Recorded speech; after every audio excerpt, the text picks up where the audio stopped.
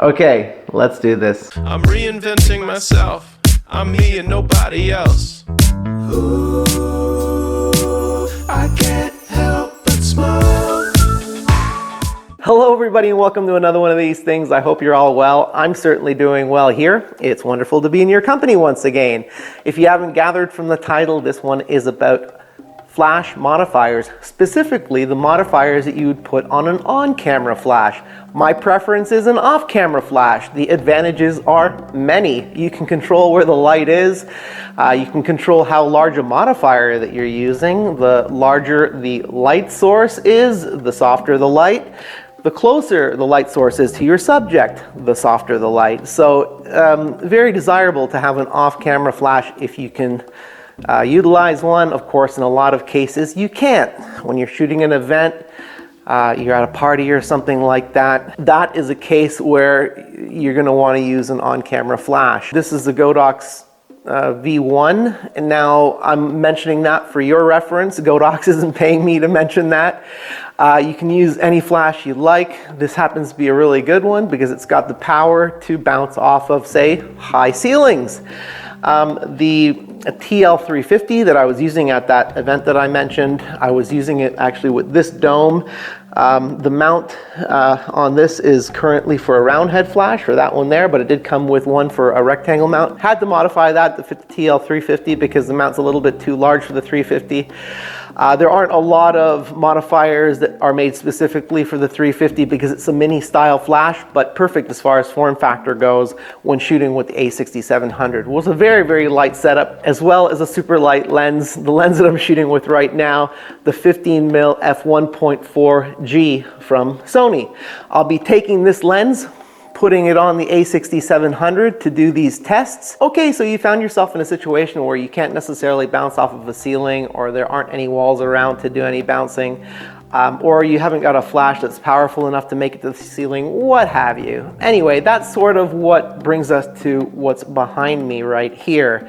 Now if you can bounce off a ceiling, you may still find an advantage to using some of these. I'll explain that in a little bit. So if you can, I would definitely bounce off of a ceiling or off of a wall. That's your next best bet outside doing something like this. Now, these aren't necessarily the original versions of these modifiers. These are some of the more popular ones.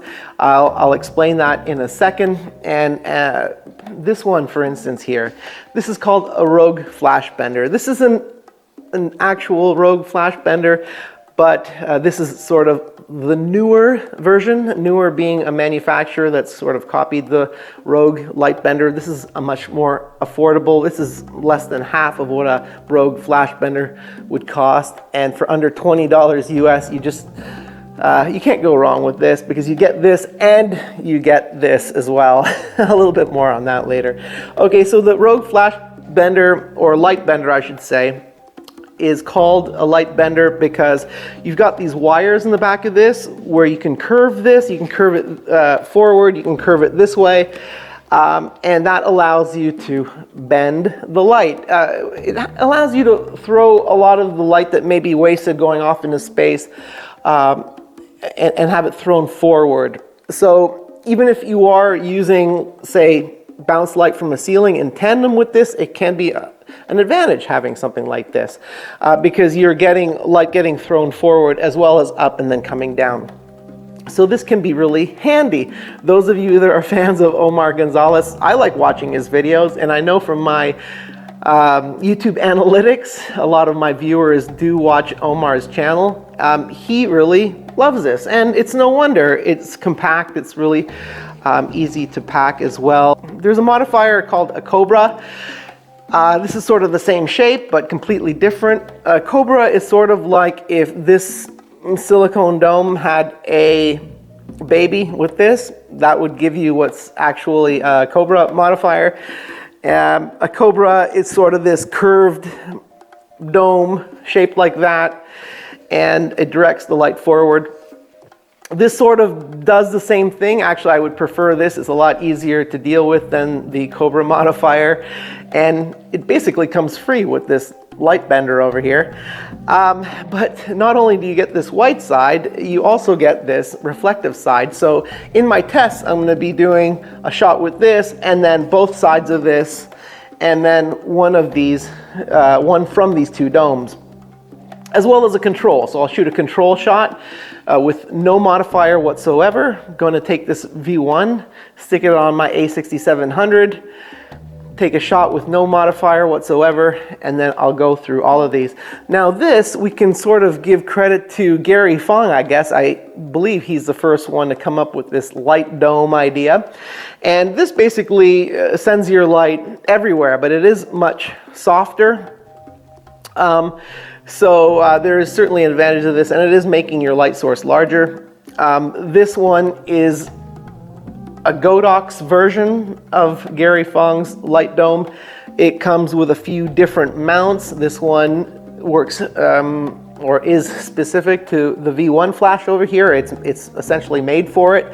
It clips on perfectly. This did come with another couple mounts as well. One of them was a rectangle mount, and that's the one that I used for my TL350. I had to sort of modify to make it smaller. There are no real modifiers like this that I know of, at least for Godox mini lights, which is what the 350 is. But I did use this at the event with sort of, it was a modified modifier is what it was. I had the little rectangle mount on it and some spacers to actually make the opening smaller to fit my 350. So if any of you haven't seen Taylor Jackson's videos, I recommend that you go check them out.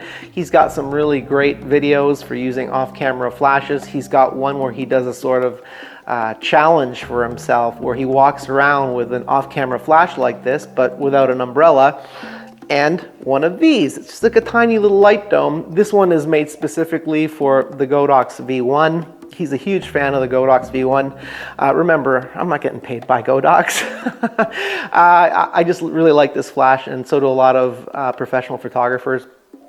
This is magnetic, made specifically for the V1. There are other round head flash manufacturers that have domes like this. Actually, Newer, who makes these two, they have their own flash as well, round head flash that has a similar dome to this, also magnetic. And this just goes on here like that. And that certainly does something to disperse the light. He was using it to bounce light because honestly, a little thing like this is only going to do so much, but he did use it to great effect while bouncing light. Now, he's a professional. He's actually somewhat of a master at finding ways to bounce his flash. And those photos that he took in that video where he gave himself the challenge of just walking around with this off-camera flash, they all looked fantastic. But then again, off-camera flash, talking about something a little bit different. We're going to see how this looks when you use it on camera. So I've clearly watched a lot of these flash modifier comparison videos, and I find that the presenters will often imprint their own opinions of their results on their audience. I don't want to do that. I will give you my opinion, but do your best not to allow that to influence your own opinion about how these all compare to one another. So I'll be taking this flash, putting it on my A6700 over there. I'll also be taking this lens that I'm shooting with right now, the 15mm f1.4G from Sony. Perfect for event photos. It was the lens that I was using at the event that I shot that I had mentioned to you. It's awesome because that 15mm on APS-C gives you a focal length that's really nice in tighter spaces. And of course, you've got that f1.4 if you need it.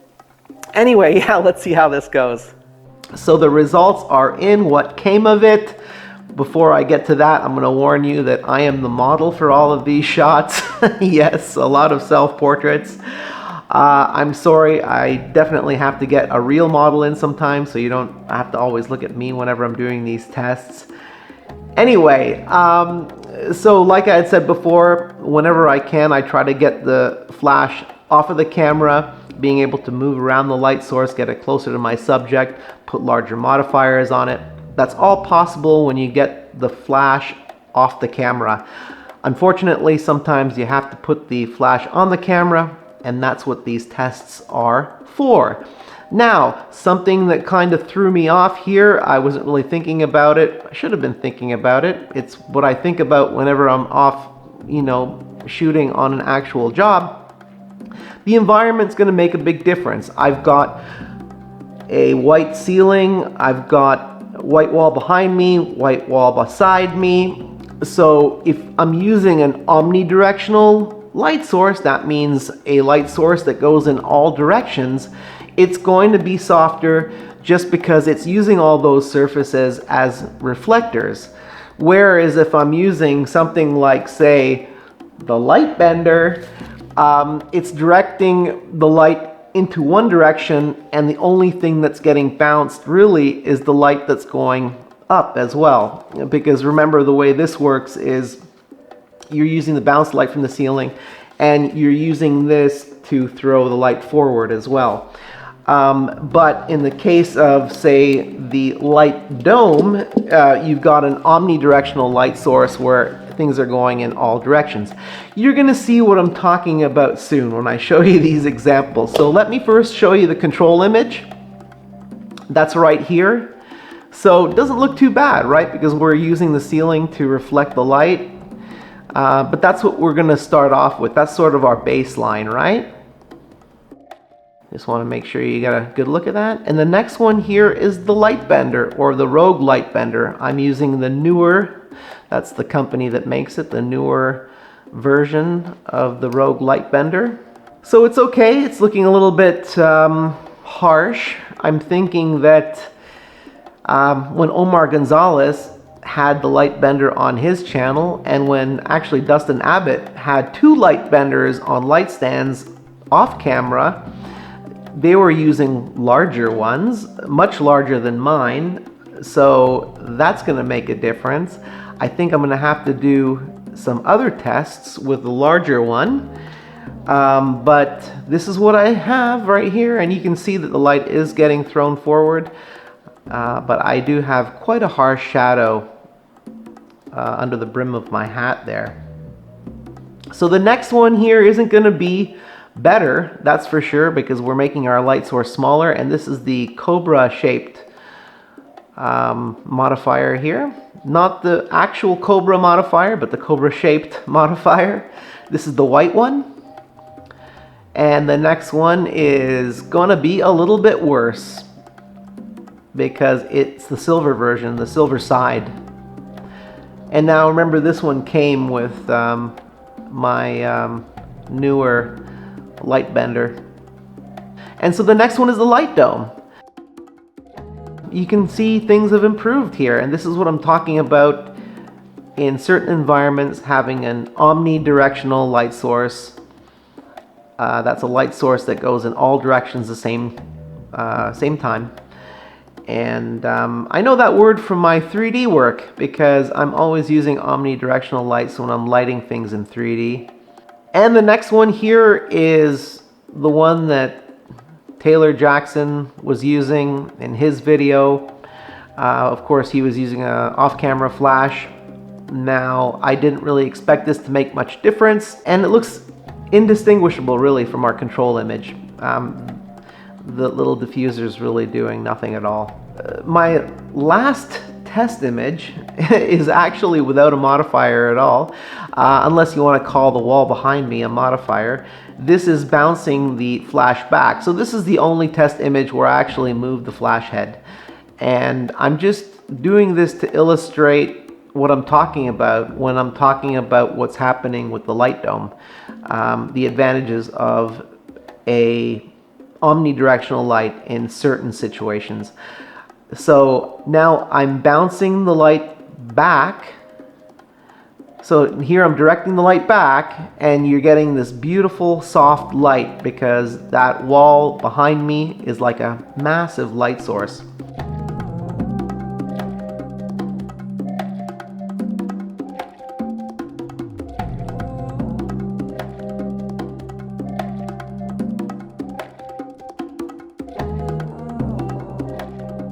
So what'd you think of that? Were you surprised at all?